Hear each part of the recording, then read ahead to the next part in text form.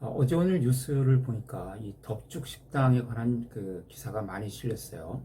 이 백종원이 골목 식당에 출연한 포항 덥죽집의 레시피를 표절했다 하는 이제 그런 의혹에 휩싸인 그 프랜차이즈 업체 덥죽이라는 그 프랜차이즈 업체에서 공식 사과를 하고 결국 이 프랜차이즈를 진행하지 않기로 했다 하는 이제 이런 기사가 오늘 떴네요.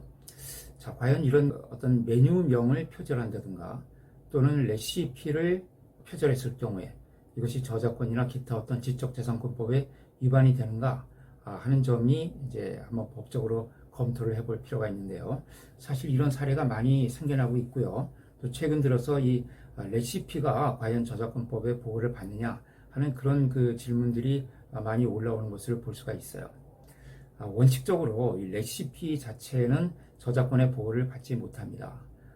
우리 그 지난 영상에서 아이디어 표현 이분법이라는 것을 말씀을 드렸죠. 우리 저작권법은 아이디어는 보호를 하지 않고 그 아이디어를 어떻게 창작적으로 표현했느냐, 그 창작적인 표현을 보호하는 것이 저작권법이지 그 아이디어 자체는 그것이 아무리 새로운 것이라 하더라도 보호를 해주지 않는다, 이런 말씀을 드렸죠. 이 레시피는 일종의 아이디어입니다. 아이디어이기 때문에 설사 이 덥죽 식당에서 최초로 개발한 그런 메뉴를 하더라도 이 레시피 자체를 모방했다고 해서 저작권 침해가 되는 것은 아닙니다. 마찬가지로 제목도 저작권법의 보호를 받지 못합니다. 제가 지난 9월 4일자로 올려드린 영상인데요. 내 콘텐츠의 제목이나 표제에 다른 사람의 제목이나 명칭을 써도 되는가 이제 하는 그런 영상을 제가 9월 4일자로 올려놓은 게 있는데요. 여러분 이제 그것을 한번 참고로 보시기 바랍니다. 우리 저작권법은 이런 제목이나 어떤 명칭 이것을 보호하지 않거든요. 그러니까 다른 사람의 어떤 컨텐츠, 설사 그것이 어떤 요리 명칭 또는 메뉴 명칭이라고 하더라도 그것을 내가 가져왔다고 해서 나의 어떤 컨텐츠의 제목이나 명칭으로 썼다고 해서 저작권법 위반이 되지는 않습니다. 그러니까 저작권법적으로는 문제가 없다는 것이죠. 그러나 이런 것이 부정경쟁방지법 위반이 될 수는 있습니다. 부정경쟁방지법이라는 것은 타인의 주지절명하다는 것은 널리 알려졌다는 것이죠. 타인 널리 알려진 상품명이라든가 또는 어떤 서비스 명칭이라든가 제품의 형상이라든가 이런 것들을 모방해서 소비자들로 하여금 혼동을 일으키게 하는 것, 그런 것을 부정경쟁 행위라고 해서 규제를 하고 있습니다. 그래서 만약 이 프랜차이즈 업체가 이 덥죽이라는 명칭을 사용함으로 해서 그것이 저작권법 위반은 되지 않지만은 그런 명칭을 사용함으로 해서 이 포항 신촌 덥죽 식당의 서비스로 오인을 불러일으킨다든가 또는 그 포항 신촌 덥죽 식당과 어떤 특별한 라이선스 관계가 있는 것으로 이렇게 일반 소비자들을 오인 혼동하게 하면은 이것은 부정경쟁 행위가 되고 따라서 부정경쟁방지법 위반이 될 수가 있습니다. 이런 점을 이제 염두에 두셔야 되겠죠. 자, 그럼 이제 이 사건에서 그러면 이 덥죽집이라는 이름이 일반인들에게 널리 알려진 명칭이냐 하는 것이 이제 중요한 쟁점이 되겠죠. 그런데 여기 보는 것처럼 이제 그 백종원이 골목 식당에 출연함으로 해서 아마 이 덥죽 식당이 굉장히 유명해졌던 것 같아요. 소비자들에게 널리 알려진 그런 명칭이 되었다고 한다면은 이것을 이 후발 프랜차이즈 업체에서 자기들이 어떤 메뉴명이라든가 이런 상품명 또는 서비스명으로 사용하는 것은 부정경쟁방지법 위반이 될 수가 있겠죠. 뭐 이제 이런 그 법적인 판단이 나오기에 앞서서 아마 그 네티즌들이 이 프랜차이즈 업체에 대해서 굉장히 이제 비난을 하고 또 공격을 했던 것 같아요. 그래서 이 덥죽 식당에서 아주 공식적인 사과를 했네요. 그래서 수개월의 연구와 노력을 통해서 이 덥죽을 개발하신 그 포항의 신촌 식당 대표님께 큰 상처를 드려서 죄송하다. 앞으로 이런 그 상도위에 위반되는 그런 행위를 하지 않겠다 하는 이런 이제 사과문을 올린 것 같습니다. 네, 그렇게 해서 뭐 일단락인 되는 것 같아요. 그리고 이제 이 레시피 자체는 이제 저작권의 보호를 받지 못합니다. 아이디어에 해당되기 때문에. 그러나 그 레시피를 기재를 해 놓은 책, 요새 보면은 뭐 요리책 같은 게 많이 나오지 않습니까?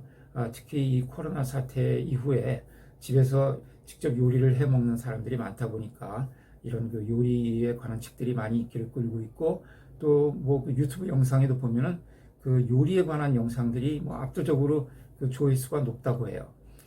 그런데 이런 이제 그 레시피를 어떤 책자라든가 이런 것으로 발행을 했을 때, 그 책을 그대로 카피하게 된다면 그것은 저작권 침해가 될 수가 있겠죠. 그러나 누군가의 레시피, 비록 그 레시피가 아주 새로운 레시피고 여태까지 존재하지 않았던 그런 아주 기발하고 새로운 레시피라 하더라도 그 레시피를 따라서 요리를 하는 것 자체는 저작권법적으로 아무 문제가 없습니다.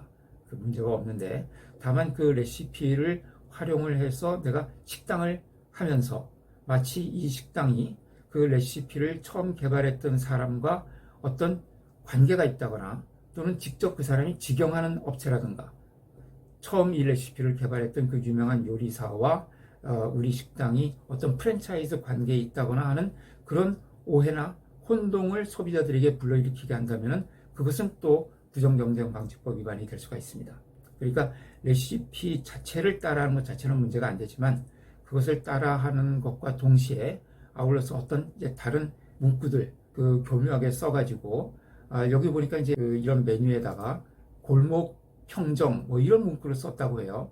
그럼 이 골목 평정이라는 문구를 씀으로 해서 이 골목 식당에 나왔던 덥죽 식당과 뭔가 연관 관계가 있는 것처럼 표시하고 있죠. 자, 이런 것을 통해서 부정 경쟁의 의도가 드러날 수가 있다는 거예요. 그래서 이런 사소한 부분들, 물론 사소하지만 의도적이죠. 이제 그런 부분들을 통해서 이 부정 경쟁 목적이 드러나게 되면 그거는 부정 경쟁 방지법 위반이 될 수가 있다. 저작권법과는 별도로 이런 점을 알아두셔야 되겠고요. 또 그 다음에 이제 관련되는 기사가 또 하나가 나왔는데, 보니까 아마 이 프랜차이즈 업체가 과거에 어떤 자기들의 상표권을 침해했다고 해서 또 문제를 제기한 분이 나타났네요. 그래서 자기들이 그 냥이티라는 상표로 냥이티라는 그 표장을 단 그런 뭐 티셔츠인가요? 이제 그런 것을 제품을 만들어서 팔았는데, 자기들이 상표권을 등록하기 전에 그 상표권을 아직 등록하지 않은 상태에서 그 냥이티라는 제품을 생산해서 팔았던 것 같아요. 그런데 그것을 이 프랜차이즈 업체에서 알고서 미리 냥이티를 먼저 상표 출원해서 출원을 했다는 것이죠. 그래서 이제 이 냥이티를 만들고 있던 이 회사가 깜짝 놀래가지고 이 프랜차이즈 업체에서 출원한 상표에 대해서 지금 이의 신청을 해가지고 그 결과를 기다리고 있다고 하네요. 물론 이렇게 그 이의 신청을 해서 그것이 받아들여지면 다행입니다만은, 우리나라 상표법은 기본적으로 선출원주의를 취하고 있거든요. 그러니까 먼저 출원한 사람이 이기게 돼 있습니다.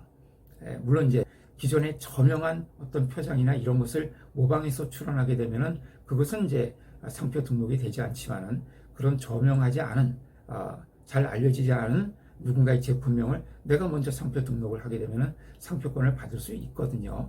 그래서 지금 이제 이 냥이티라는 그런 제품이 유명한 제품이라 그러면은 물론 이의 신청이 받아들여지겠지만, 또 이제 그렇지 못할 경우에는 이의 신청이 받아들여지지 않을 수도 있습니다. 이제 그렇게 되면은 이 상표가 받아들여지게 되면은 냥이티라는 제품을 먼저 출시해서 판매하고 있던 사람은 이제 상표를 등록을 못하게 되는 결과를 초래하죠. 물론 이렇게 먼저 제품을 생산해서 사용하고 있던 사람은 그 선사용권이라는 권리가 있습니다. 비록 상표로 등록은 하지 않았지만, 아직 등록은 하지 않았지만 내가 먼저 사용하고 있었다. 그러니까 이렇게 미리 사용하고 있었던 그 기득권 자체는 인정을 해줍니다.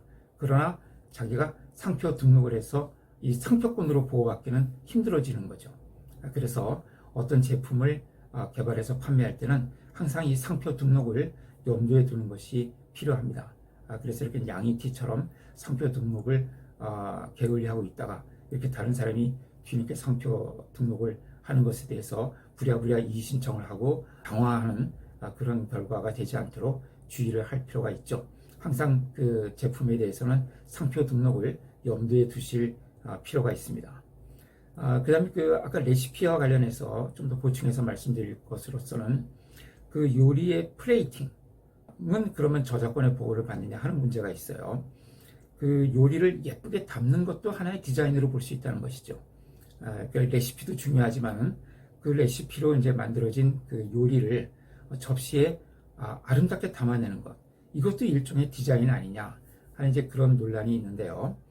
이것은 이제 디자인으로 보호받기는 좀 어렵습니다. 왜냐하면 디자인이라는 것은 이제 물품을 전제로 해야 되는데 요리 자체를 어떤 이 물품이라고 보기는 좀 어려운 면이 있거든요. 다만 이제 그것을 어떤 미술적 디자인으로 보게 되면은 저작권법으로 보호받을 소지가 없는 것은 아니죠. 그런데 아직 이런 요리 플레이팅 자체를 미술 저작물로 볼 거냐 하는 부분에 대해서는 아직 구체적인 사례는 없습니다. 그러나 이런 것이 문제가 될 수 있다는 점을 여러분들이 알아두시면 도움이 될 것 같아요.